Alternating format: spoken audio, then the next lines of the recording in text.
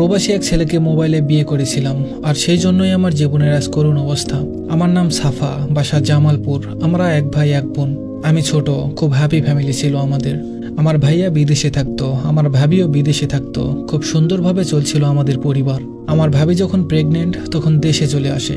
2017 সালে আমার ভাতিজা হয়। 9 মাস 15 দিনের বাচ্চা রেখে আমার ভাবি আবার বিদেশে চলে যায়। এর মধ্যে সবকিছু ঠিকঠাকই চলছিল। আমার ভাবি 2020 সালে আবার দেশে চলে আসে। তখন আমি এসএসসি পরীক্ষা দিচ্ছিলাম, তাই আমি ভাবিকে রিসিভ করতে এয়ারপোর্টে যেতে পারিনি। এদিকে অনেক জায়গা থেকে আমার জন্য বিয়ের ঘর আসছিল। এক জায়গায় আমার বিয়ে ঠিক হয়ে গেছিল, একটু ঝামেলা হয়ে বিয়েটা ভেঙে যায়।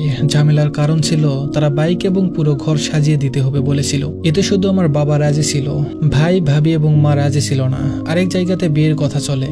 ছেলে থাকে বিদেশে, ছেলের বাড়িও জামালপুর। তারা আমাকে দেখতে আসে, তাদের অনেক পছন্দ হয় আমাকে।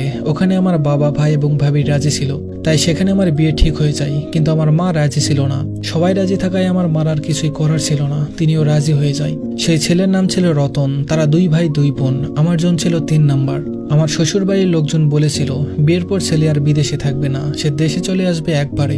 এই কথা শোনার পর সবার সম্মতিতে আমাদের মোবাইলে বিয়ে হয়ে যায়। আমার হাজবেন্ড আমার থেকে 11 বছরের বড় ছিল, কিন্তু আমি যখন এটা জানতে পারি তখন আমার কিছুই করার ছিল না, কারণ বিয়ে হয়ে গেছে। আমার তখন ফোন ছিল না, ভাবির ফোন দিয়ে কথা বলতাম হাজবেন্ডের সাথে। বিয়ের 15 দিন পর আমার ভাবি আবার বাবার বাড়িতে চলে যায়। আমি আমার হাজবেন্ডের সাথে যোগাযোগ করতে পারি না। 3 দিন পর তার সাথে যোগাযোগ হয় এবং সে আমাকে ফোন কেনার জন্য টাকা পাঠায়, আর আমি একটা ফোন কিনে নিই। আমাদের মধ্যে খুব সুন্দরভাবে কথাবার্তা চলছিল। সে আমার পিক চাইতো, আমি দিতাম। একদিন সে আমার সঙ্গে ভিডিও কলে খারাপ কাজ করতে চেয়েছিল, আমি রাজি ছিলাম না। পরে তার সঙ্গে একটু মনোমালিন্য হয়। আমার হাজবেন্ড 14 দিনের মতো কথা বলা বন্ধ করে দেয়। আমার সঙ্গে ভালোভাবে কথা বলতো না, আমার খুব খারাপ লাগতো। আবারও সে ফোনের মধ্যে খারাপ কাজের জন্য বলে, আবারও আমি রাজি হই না। সে আবারও 5 দিনের মতো কথা বলা বন্ধ করে দেয়। তারপর যখন আবার বলে, আমি তখন রাজি হয়ে যাই এবং আমার পার্সোনাল কিছু ছবি এবং ভিডিও দেই। এভাবেই চলতে থাকে আমাদের সম্পর্ক। এলাকার লোকেরা আমার মাকে বলতো, কেমন জামাইয়ের সাথে বিয়ে দিয়েছেন, এখন পর্যন্ত দেখতে পারলাম না। এদিকে তার দেশে আসার কোনো নামই ছিল না।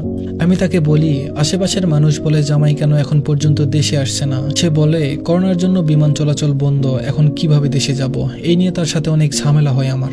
আমাকে সে আবারও ব্লক করে দেয়। 8 দিনের মতো কথা বলা বন্ধ হয় তার সাথে। দেখতে দেখতে আমি ইন্টার সেকেন্ড ইয়ারে উঠে যাই এবং তার সাথে যোগাযোগ হতো না। বেশিরভাগ সময় আমাকে ব্লক করে রাখতো। তার যখন মন চাইতো তখনই আমাকে ফোন দিত। ও আমাকে পড়াশোনা করতে দিত না, কলেজে যেতে দিত না। আমার এই বিষয়গুলো অনেক খারাপ লাগতো। ইন্টার পরীক্ষার 2 মাস আগে আমার হাজবেন্ড দেশে আসে। আমাকে আর ও পরীক্ষা দিতে দেয়নি। আমি অনেক কান্না করি, তারপরেও আমাকে পরীক্ষা দিতে দেয়নি।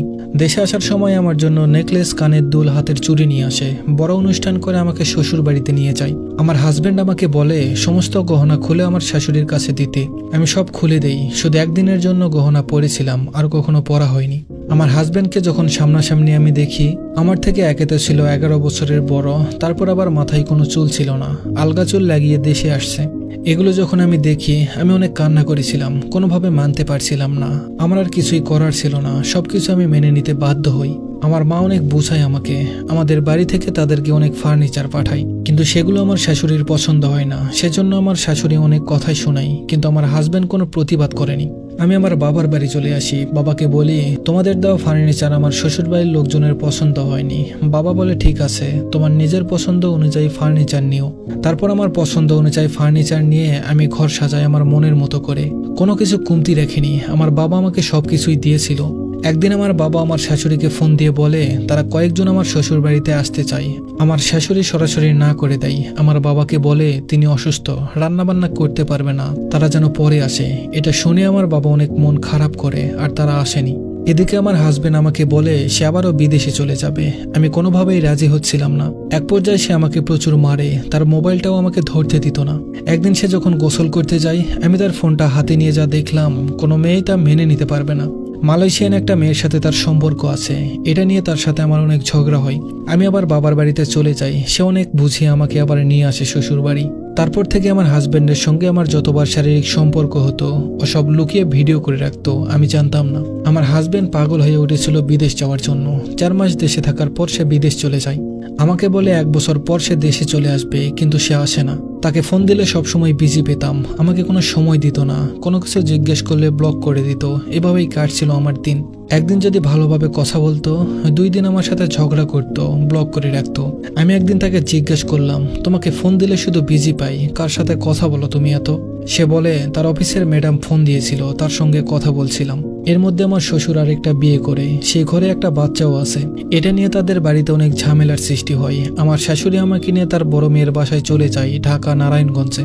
আমি সেখানে গিয়ে দেখি আমার হাজবেন্ড আসছে দেশে তাদের বাসায়। আমি জানতাম না, তাকে দেখে অনেক খুশি হই আমি। একদিন ফোন দিয়ে আমাদের বাড়ি থেকে বলে আমার ভাইয়া 10 দিনের ছুটি নিয়ে দেশে এসে আরেকটা বিয়ে করেছে, যা টাকা পয়সা ইনকাম করত সে নাকি তার দ্বিতীয় বউকে দিত, বাসায় কোনো টাকা পয়সা দিত না।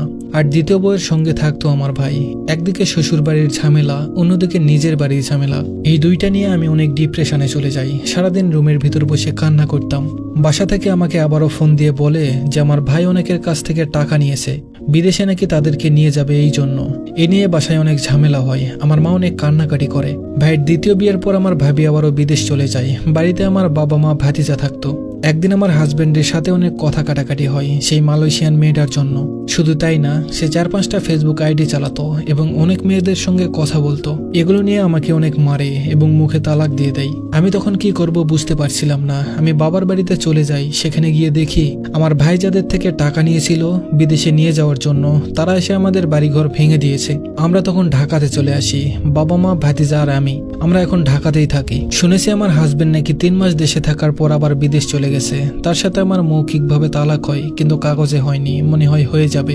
তার সাথে আমার যে সমস্ত শারীরিক সম্পর্কের ভিডিও ছিল সবগুলো আমার জ্যাঠাতো ভাই, কাকাতো ভাই আরো অনেকের কাছে পাঠিয়েছে।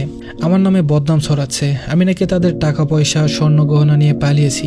অথচ সে যখন দেশে আসে কারোর জন্য কিছু নিয়ে আসেনি, আমার নামে মিথ্যা বদনাম ছড়াচ্ছে। 3 দিন আগে শুনলাম ও নাকি আরেকটা বিয়ে করেছে, নতুন করে সংসার করছে।